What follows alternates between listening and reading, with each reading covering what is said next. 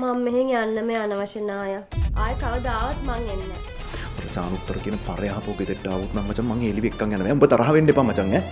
එයා මට මොන දෙයක් කරත් මගේ හිතේ යාගේ නැති වෙන්නේ ආදරයක් විතරයි අම්මේ. මොකද ආදරේ කළාට හොඳ වැඩ කිරිනවලු. අනිත් පින්සිද්දේ රන්දාර මට මේ වෙච්ච දේවල් හොඳටම ඇති මට මගේ පාඩුවේ ඉන්න දෙනවා. මේ මිනිහා පරිගන්න ඔයාගෙන් විතරක් නෙමෙයි ඔයාගේ මුළු පවුලෙම. මගේ අප්පච්චිට මංට පිස්සු ඇදිලා කියනක දැනගෙන ඔය කොහොමද මාත් එක්ක hina වෙලා හිටියේ? ඇයි උඹ අර කොල්ලයි කාමරේ ඇසර රිංගුවේ? කොල්ලයි කාමරේ ඇසර රිංගුවේ යාව හැරවන්න. මේ ආලිය කුඩ ගැටුණානේ. මන් දන්නේ නැහැ අප්පා අර ගෑන්ටත් කිසි ලැජ්ජාවක් නැහැනේ.